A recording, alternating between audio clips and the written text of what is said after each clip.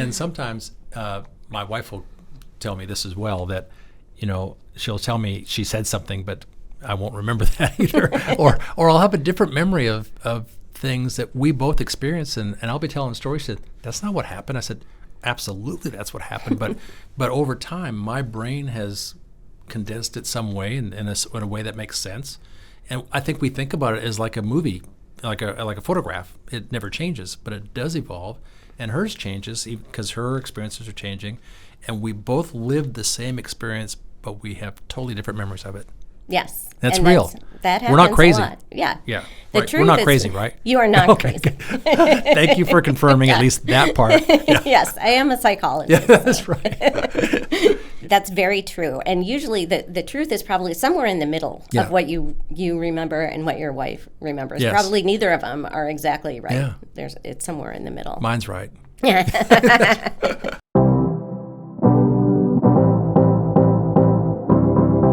Hey BOBCATS, Kelly Damphousse here, President at Texas State University, and welcome to The Current, where we talk to faculty, staff, students, alumni, and friends of the university to find out what is happening here at Texas State.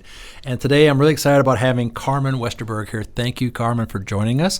And I've got to make sure I get the title right: Psychology Professor and Chair of the Alliance of Researchers in Aging at Texas State. So thank you for joining us. Yes, thank you for having me. Now this is a topic that's near and dear to my heart, as I am aging all the time. It beats the alternative, okay? Exactly. But I think about aging a lot, and aging and dementia is one of our big areas of research here at Texas State, and you're obviously right in the middle of all that, right? Yes, yeah. Yes. Well, before we get to that, and I've got so many questions, let's find out a little bit about Carmen, where you grew up, where you went to school, how you got to Texas State, and then that will lead us right into your research. Yeah, I'm originally from a suburb of St. Paul, Minnesota. Oh, so I'm Canadian, you're Minnesotan, so we have similar accents. So, exactly. Yeah, my students always tell me I talk funny. Yeah. You sound great. They talk funny. Exactly. Yeah. So I grew up there, went to high school there, and then I went to college at a small liberal arts college called Gustavus Adolphus College. Really? In St. Peter, Minnesota. Okay. So my dad went there. I had strong urging to go there as well, but I very much enjoyed my time there. But then I went to the University of Minnesota to get my PhD. I just lucked out. I got into the program I wanted, and it happened to be where I was from. What was the program?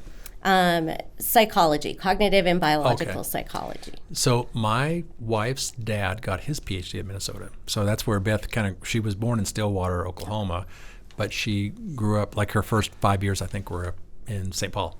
Oh, great. Yeah. So you're there in Minnesota, you get your PhD. So you have an undergraduate degree and you go straight into a PhD program? Yes. Because in the olden days, you're not old, but in my olden days, master's and then PhD. But a lot of degree programs are now where you go right into a PhD program. So that's what you did. Yeah, I don't have a master's degree. So was that intimidating? Because you remember like the first day of graduate school? Were you a little nervous coming from a small school and going to Minnesota?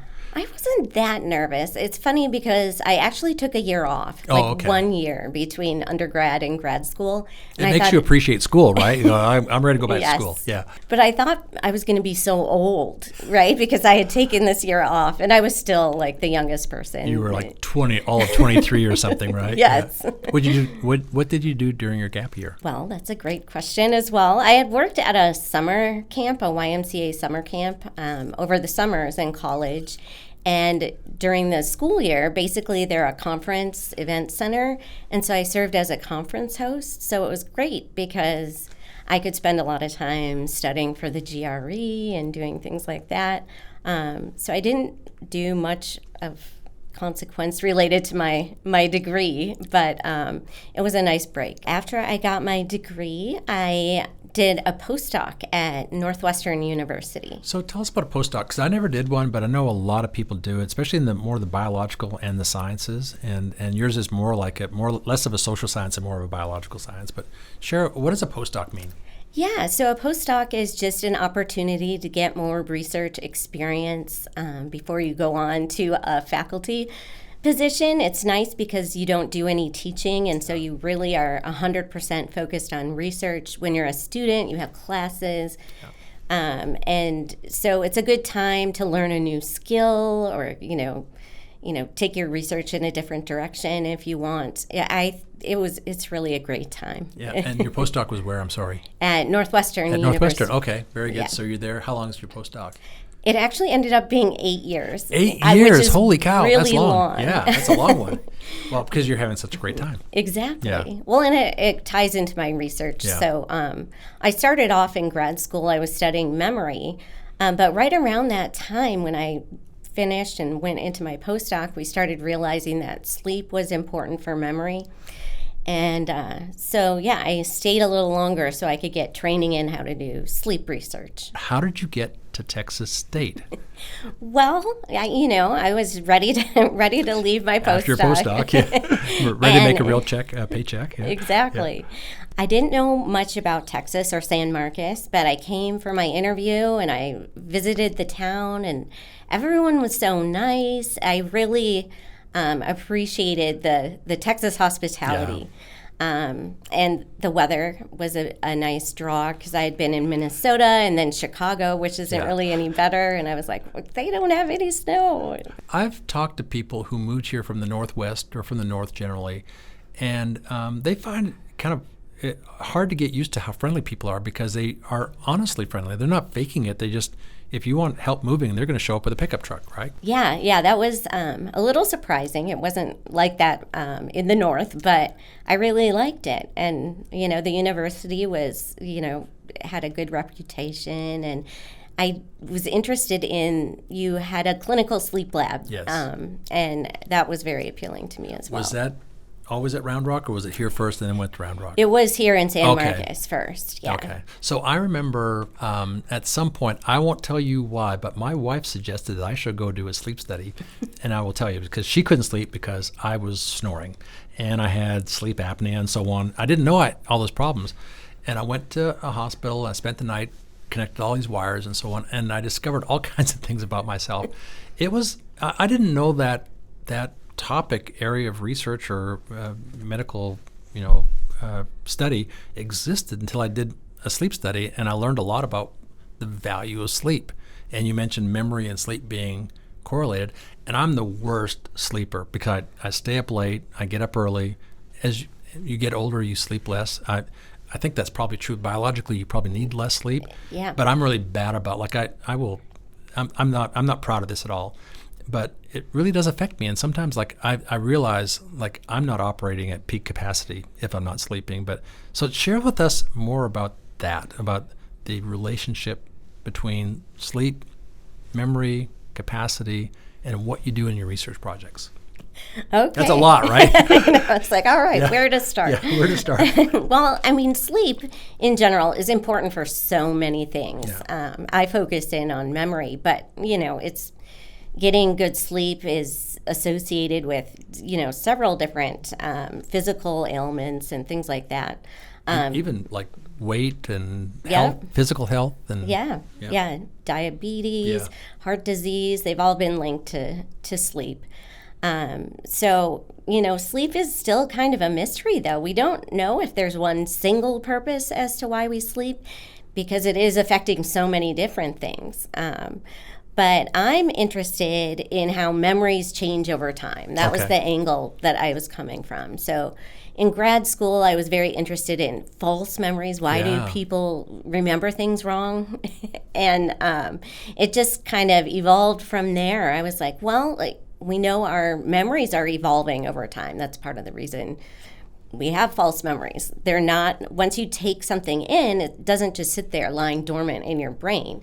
It goes through this process that we call consolidation, that strengthens the memory, but it also, causes some changes to happen.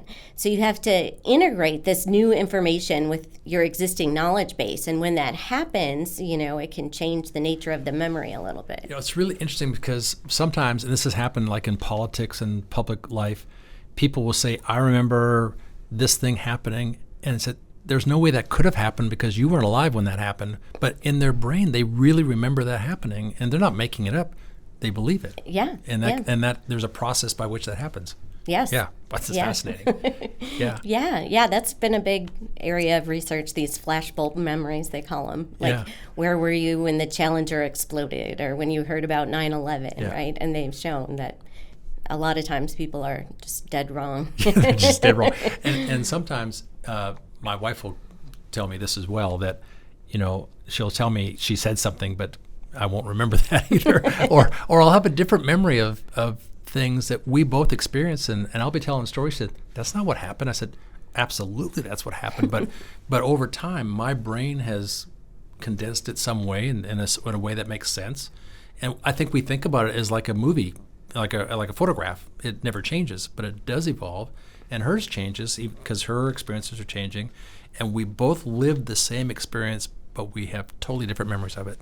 Yes. That's real. That happens. We're not crazy. A lot. Yeah. Yeah. The right. truth We're not is, crazy, right? You are not okay, crazy. Thank you for confirming at least that part. Yeah. Yes, I am a psychologist. Yeah, that's right. That's very true. And usually the truth is probably somewhere in the middle of what you remember and what your wife remembers. Yes. Probably neither of them are exactly right. Yeah. It's somewhere in the middle. Mine's right. That's right. So how do you study this? It's not the easiest thing to study.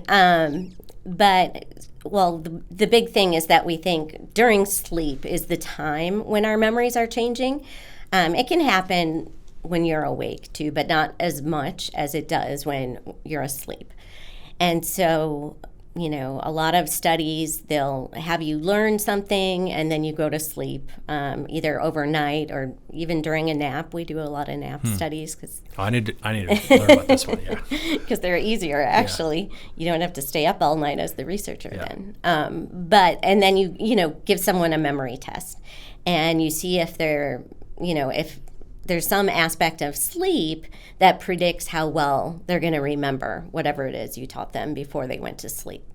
So that's kind of the standard protocol for a sleep study, but things have gotten much more complex as the years have gone on. There's this technique. I was on a study that was one of the first papers to show this. It's called targeted memory reactivation. And so you have people learn the locations of different pictures on a screen. So they might see a cat in the lower right-hand corner and an alarm clock in the upper left-hand corner. And as they're studying the picture in each location, you play a sound cue that's associated with each object. So like with the cat, you would hear a meow. And so then what happens is you have people go to sleep and you play the sound cues while they're sleeping. And then they actually remember the locations of those objects better when they wake up because you've reacted the memory while they were asleep. There's the association between the sound and the memory, and somehow your brain is hearing it and it reinforces the memory. Yeah, we think it reactivates it and helps this consolidation process move forward. But you have to sleep though, right? You can't survive without sleep. That is very true. Why is that? Well, you don't know. Yeah, your body just shuts down. I mean, they've done these studies. I mean, it's a lot easier to do in animals, right? Yeah, the sleep deprivation studies. Yeah, and they'll, just keep poking them and keeping them awake. And what happens is their immune system no longer functions properly, and all their organs shut down, and that's it. And so we know that we have to have sleep. There's actually an unfortunate, very rare genetic condition called fatal familial insomnia. And when people are in their 40s, usually like midlife, if they have this specific gene, they won't be able to sleep anymore. And eventually they'll pass away from that. Wow. I remember reading about this, that if you're not getting good sleep, in addition to the health things, that it affects things behaviorally, like being tired and getting in car accidents because maybe you're not as alert, and or not performing as well at work or in the classroom or whatever. Because people think I'm going to pull an all-nighter to prepare for an exam. Yeah, that's the worst thing you can do, probably, right? Yeah, that is not a good idea. I guess I always tell my students, as long as the information is in there, you should sleep and not stay up to keep studying. But if it's not in there at all, you got to get it in there. You got it in there somehow. Is there a branch of research that talks about how best to retain? things? Oh, yes. I mean, memory research is a huge area, and so there's all sorts of things we know you can do, like spaced learning, which I try and tell our students about, which doesn't happen all the time, but learning a little bit, studying a little bit one day, and then coming back to it the next day, instead of leaving it all for the night before the exam. And it's also true that you can't really multitask, like listening to music, listen to a Taylor Swift song and studying at the same time. Super hard to do, right? Yes. Yeah, because your brain can't do two things at one time. No. Although I listen to Mozart when I'm writing, the Requiem Mass, because I've conditioned myself, like I think better while that's playing, but I can't listen to George Strait because I'm singing with George Strait, next thing I know, right? Not quite as good as he does. But so there's a relationship between aging and memory and sleep and aging. And let's talk about that a little bit, because that's an area for you as well. As you mentioned earlier, you do sleep less as you get older.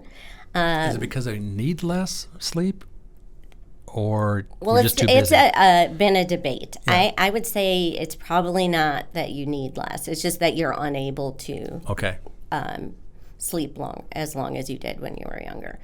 Because when I was young, I could sleep for 12 hours straight. Like my dad would be kicking me out of bed on Saturday morning.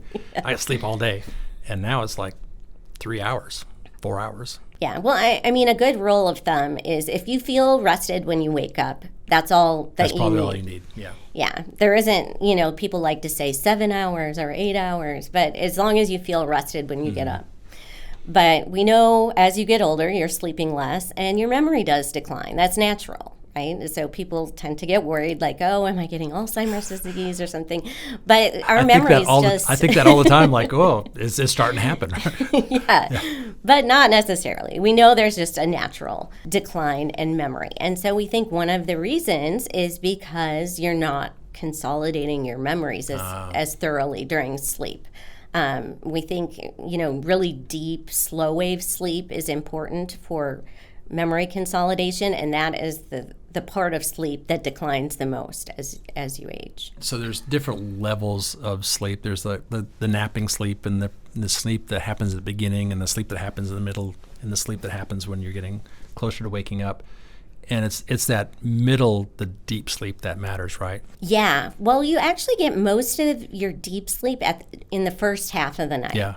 And then the REM sleep, rapid eye movement sleep, is a lighter stage.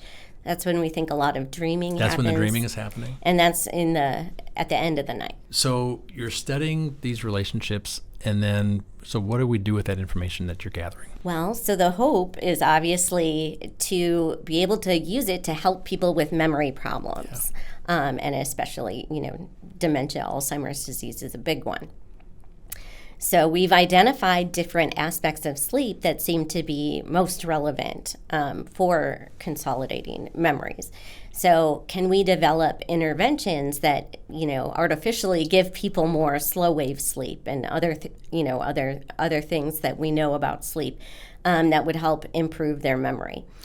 The problem is, in the case of, dementia and Alzheimer's disease, is when your brain starts going, if you lose parts that are necessary, you can sleep all you want, but you just don't have those working neurons anymore. So there is I think sleep will help reduce memory decline, but I don't think it's the answer to, curing dementia or anything like that. So the lack of sleep is not causing dementia. There may be some other... Well, it is a bidirectional relationship. Yeah. Okay. Yeah. But there are other factors as well causing dementia?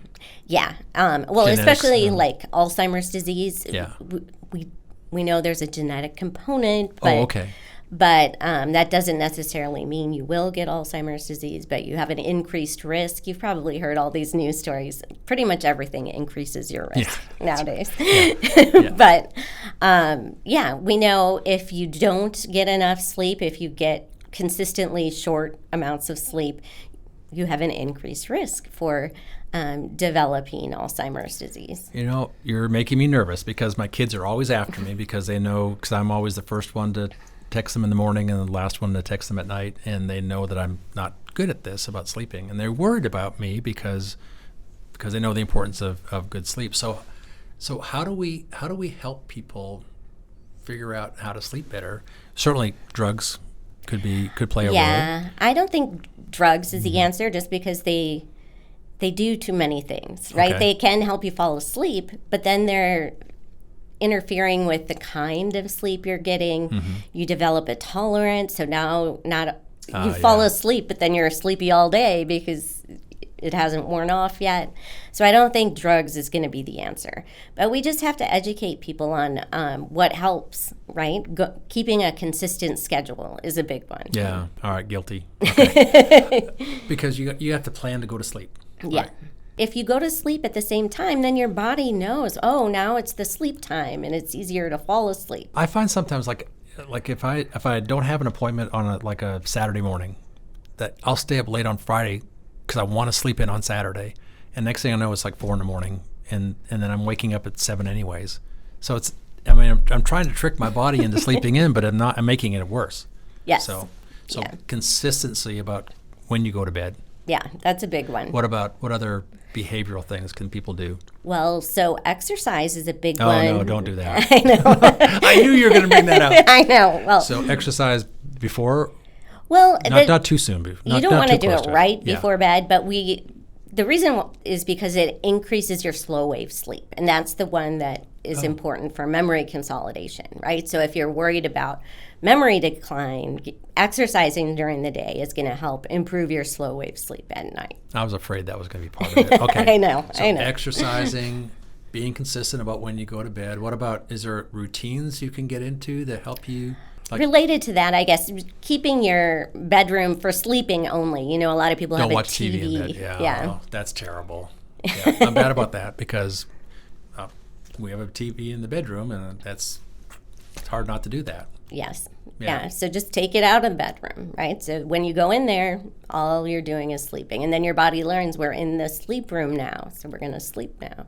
Okay, I'll work on that part. I'll do the exercise thing too. But yeah, I guess that's, you get into a habit and you're turning on the TV and then you're watching, you got bright light in your face and your body doesn't know it's supposed to go to sleep. Yeah, So, exactly. what about doom scrolling? You know, Yeah, that's not good either. that's not good either. Man, I got all these problems. Yeah. Yeah, because, well, first off, you got the light in your Yes. face, and then you're seeing all these terrible things, and you get anxious about stuff. All those things are not conducive to getting a good night's sleep. Exactly. So you bring up the light thing. That's a big one. Our body releases melatonin. It's a hormone, and that's what makes you feel sleepy and want to go to sleep. Mm-hmm. And that's the release of melatonin is controlled by light. And so if you're looking at bright lights, you're not going to release melatonin. And so you're not going to feel sleepy. So you want to expose yourself to bright lights early in the morning, right after you get up. Then your body's going to be like, okay, we're awake, no melatonin. But then in the evening, you want to dim everything down. You know, the irony is, like, I will feel tired, like, at 3 or 4. Like, and I'll go home and tell myself, I'm so tired. And then by 10 o'clock, like, I can't sleep. And I'm doing stuff. Is that that's that normal. a thing? Yeah, we do have everybody cycle, has yeah. a little dip in alertness, like Yeah. usually mid to late afternoon. Yeah. Okay.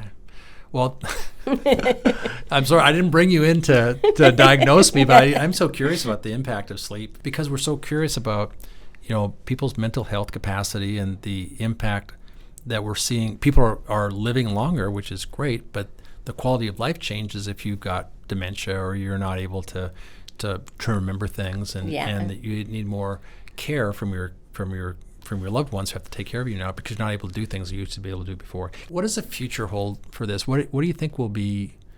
Does technology play a role in helping us or hurting us? Well, I hope it's going to help us. Yeah. I mean, just we need more research to, you know, I think a big focus now is the early detection, right? Yeah. If you're starting to show signs, then you can do things like improve your sleep, right? And exercise more to hopefully delay or even prevent the onset. You know, once somebody does develop dementia, there's not much we can do. But if you start earlier, right, then you can delay the onset, and hopefully that that will be a big way to reduce the incidence of dementia in the future. So what are some signs? Well, if people start asking the same question over and over, you get lost in familiar places.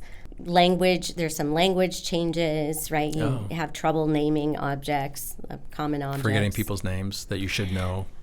That is one that happens to everybody. I wouldn't necessarily call that the early signs of dementia. Yeah, that's funny. Well, thank you for sharing that. One of the things that I think I always want to do is share what our faculty are doing in the research realm, because I think people think of universities as like places where students go to learn from experts, which happens. But we've got these experts that are also doing incredibly important research as well that we hope are changing people's lives and making lives better for people around us. And Texas has a huge emphasis on dementia and aging generally. There's going to be some research dollars that are going to be made available for that.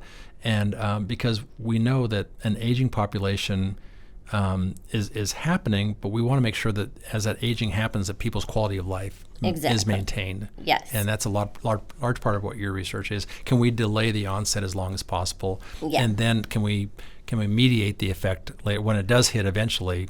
Can we figure out ways to help people deal with it?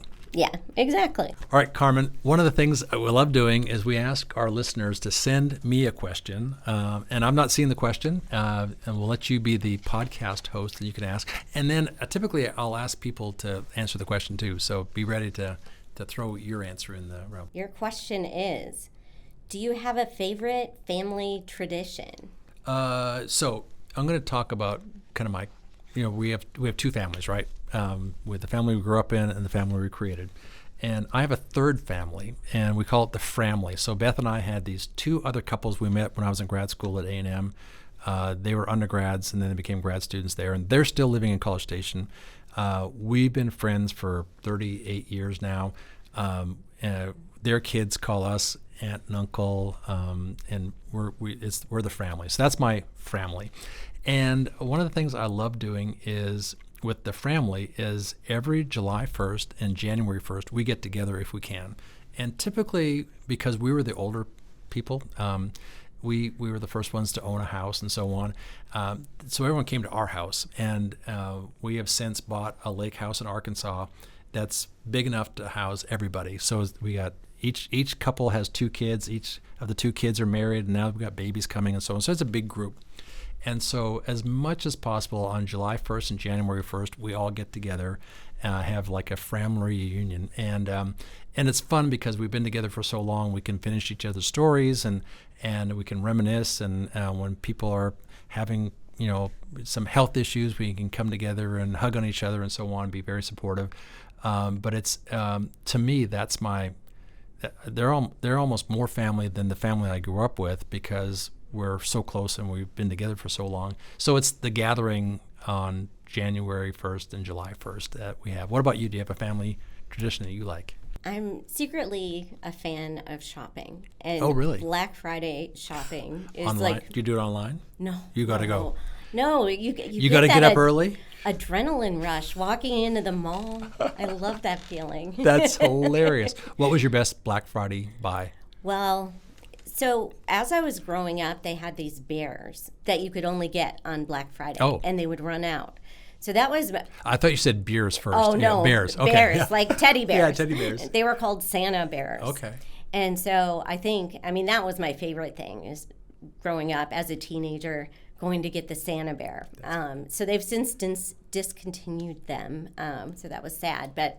I still like. So you did that with your family, but with now, my mom. You with your mom. Yeah. Still, or now is it just you? It's still my mom. You go find her. You guys go on Friday. We'll get together for Thanksgiving. That's hilarious. And so that's a lot of fun. Yeah, that's very good. Well, thanks for sharing that. Well, thank you so much for joining us, and thank you for joining us on The Current as well. It's always great to hear from our faculty and staff, students, alumni, friends of the university about what's happening here at Texas State. Until next time, stay up, everyone.